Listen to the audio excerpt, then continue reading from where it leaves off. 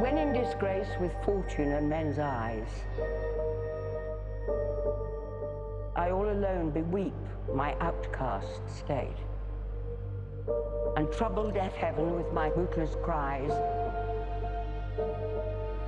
I look upon myself and curse my fate.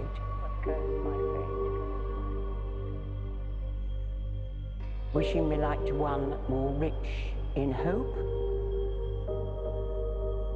featured like him with friends possessed,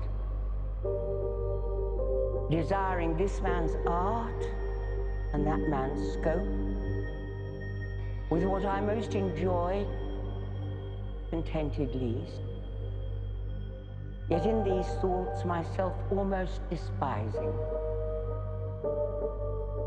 Haply I think on thee,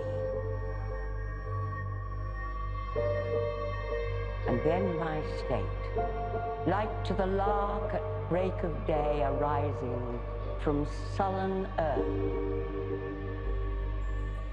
sings hymns at heaven's gate. For thy sweet love remembered, such wealth brings, that then I scorn to change my state with kings.